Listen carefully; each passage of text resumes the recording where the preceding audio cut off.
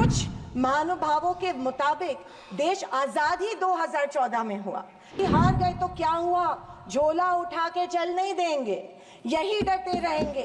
एक मजबूत विपक्ष के रूप में भारत की जनता की आवाज बुलंद करते रहेंगे। हम भारत के लोग, जो हमारे संविधान की प्रस्तावना है, इन 4 शब्दों में भारत की ताकत और महानता छुपी है।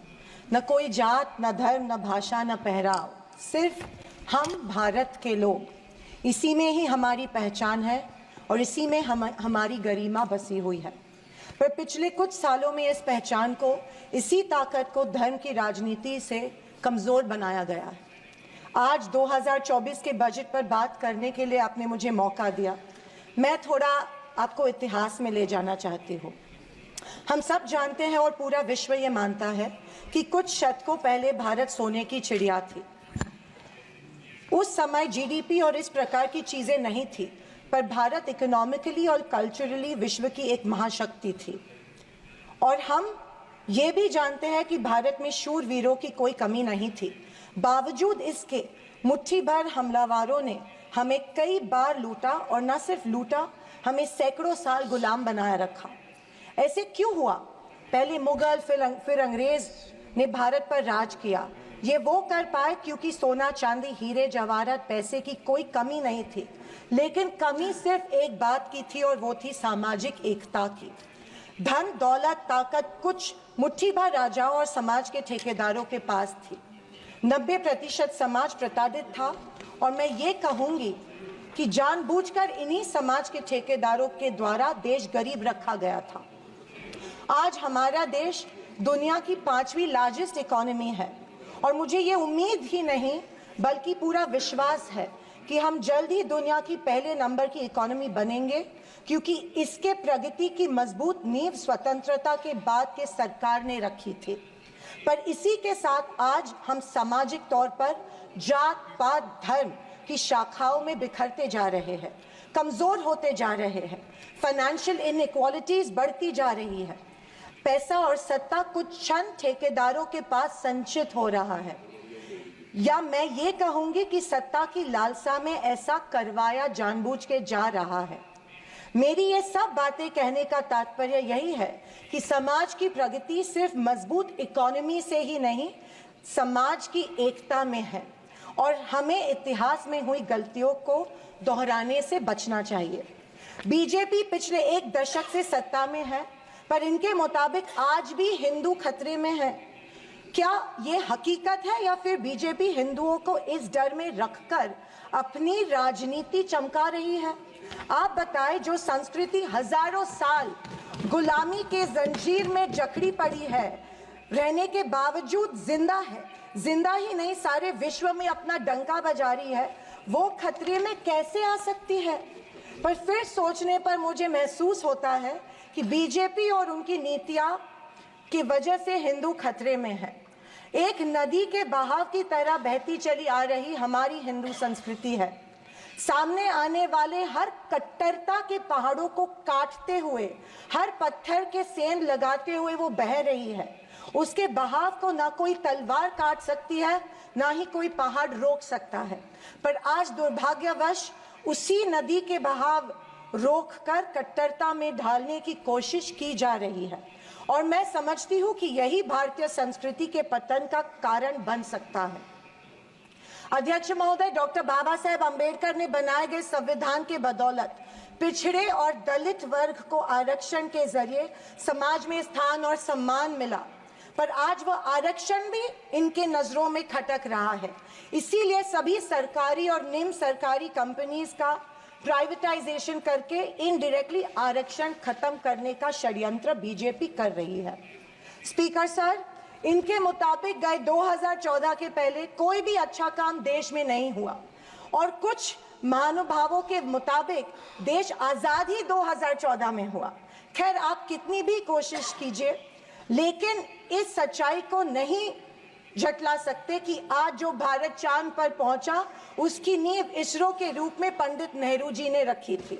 2014 से बीजेपी अपने झूठे प्रोपेगेंडा से कांग्रेस की लेगेसी को मिटाने की पुरजोर कोशिश कर रही है, पर इनकी लाखों नॉन बायोलॉजिकल कोशिश के बावजूद दुनिया इस देश को नेहरू गांधी का देश ही मानेगी।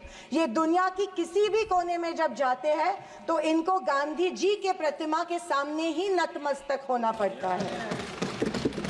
ऐसी सरकार और ऐसे वित्त मंत्री से हम क्या उम्मीद करें जो प्याज के बढ़ते दाम के सवाल पर कहती है कि दाम बढ़ते हो तो बढ़ने दो, मैं प्याज नहीं खाती।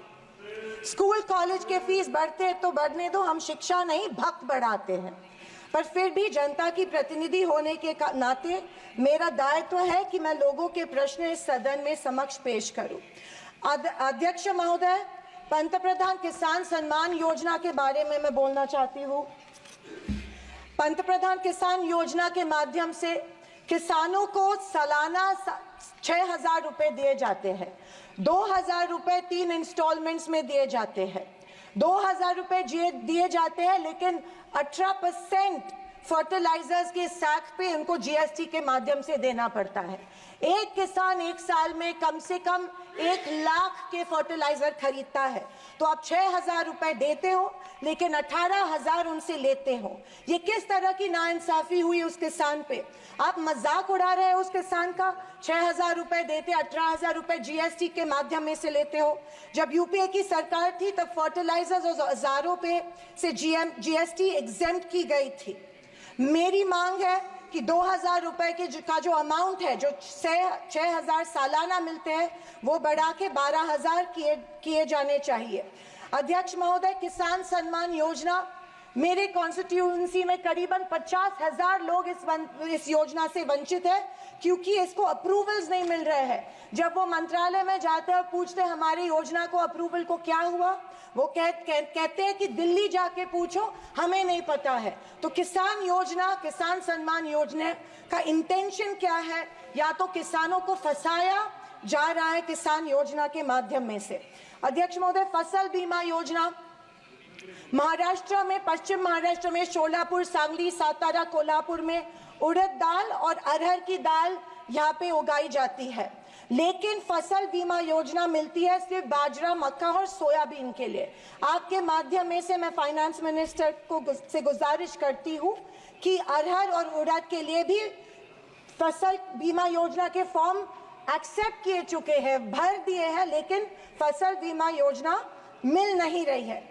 अध्यक्ष महोदय, पंतप्रधान आवास योजना, आदरणीय फाइनेंस मिनिस्टर जी ने कहा कि एडिशनल 3 करोड़ हाउसेज, घर यहाँ पे इंक्रीज करके इस बजट में दे रहे हैं, लेकिन पंतप्रधान आवास योजना का टारगेट अभी तक महाराष्ट्र को नहीं मिला है, क्योंकि ये योजना जो है गांवठान जमीन पे घर बांधे जाते हैं, लेकिन असलियत ये है कि गांव में गांवठान जमीन है ही नहीं। जब कलेक्टर के पास जाते हैं तो कहा जाता है कि गांवठान जमीन नहीं है, गायरान जमीन ढूंढ के लाओ, हम आपको पीएम आवास योजना देंगे। अभी गांवठान जमीन लाएंगे कहां से? तो आपके माध्यम में से मैं फाइनेंस मिनिस्टर को रिक्वेस्ट करती हूं कि सारे कलेक्टर्स, डिस्ट्रिक्ट कलेक्टर्स को आदेश दे कि जितनी भी गायरान जमीनें हैं गाँव में, उनको गांवठान करके पंतप्रधान आवास योजना लोगों को लागू की जाए और सारे जो पेंडिंग प्रपोजल्स हैं वो एक्सेप्ट किए जाए। और मेरी आपसे ये गुजारिश है कि 1,40,000 रुपए इस योजना के लिए मिलते हैं, ये बहुत तुटपुंजी है, इसके लिए 2,50,000 दिए जाए पंतप्रधान आवास योजना के लिए। अध्यक्ष महोदय, मुद्रा लोन 2014 में प्राइम मिनिस्टर ने बड़ी एम्बिशियसली मुद्रा लोन की घोषणा की थी।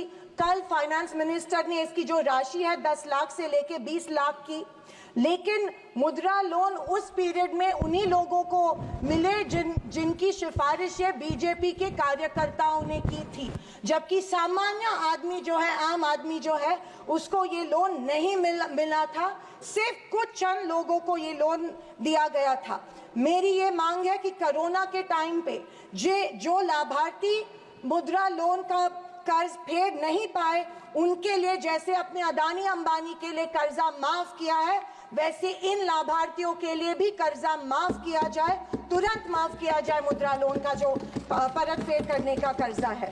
आदरणीय अध्यक्ष महोदय, माइक्रो फाइनेंस और चिट फंड्स जो दिए जाते हैं हमारे सेल्फ हेल्प ग्रुप्स को, बीड़ी कामगारों को, पावर लूम वर्कर्स को दिए जाते हैं, हमारी काफ़ी सारी महिलाओं को दिए जाते हैं, लेकिन ये माइक्रो फाइनेंस और चिट फंड्स पे के ऊपर रेगुलेटरी अथॉरिटी नहीं होती है, इसीलिए ये बेहिसाब इंटरेस्ट इन लोगों से, गरीब लोगों से लेते हैं।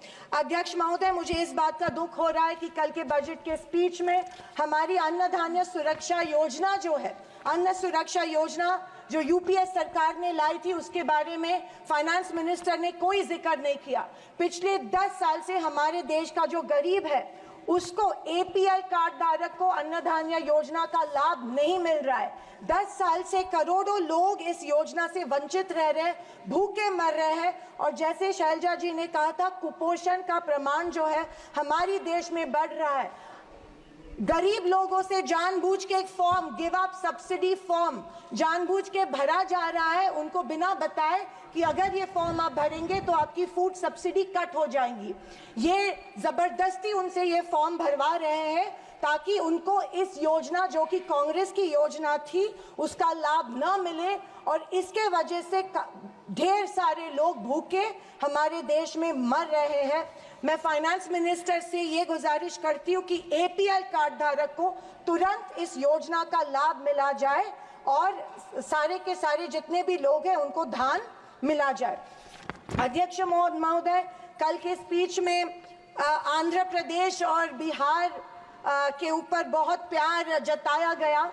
मुझे उस बात से कोई कंप्लेंट नहीं है, पर महाराष्ट्र से इतनी नफरत क्यों नहीं महाराष्ट्र की तरफ उतना ही प्यार जताया गया जो बिहार और आंध्र प्रदेश के जताया गया? क्योंकि उनको पिछले लोकसभा में कम सीटें मिली, या शायद उनको अंदाजा आया कि आने वाले इलेक्शन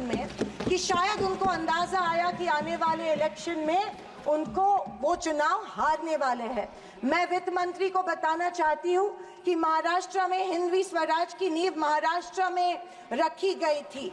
कणखर देशा, राकट देशा, दगडाचा देशा, महाराष्ट्र देशा, ये हमारे प्यारे महाराष्ट्र के बारे में कहा जाता है, लेकिन अफसोस है कि महाराष्ट्र की तरफ कोई ध्यान नहीं दिया जा रहा है, सिर्फ महाराष्ट्र का इस्तेमाल किया जाता है। अध्यक्ष महोदय, रेलवेज के बारे में बोलूं तो रेलवेज में स्लीपर कोच की संख्या जो है वो कम कर रहे हैं और फर्स्ट क्लास और सेकंड क्लास की संख्या बढ़ा रहे हैं। देश का जो आम गरीब आदमी है वो स्लीपर कोच से ट्रैवल करता है, वो फर्स्ट क्लास और सेकंड क्लास से नहीं किया जाता है।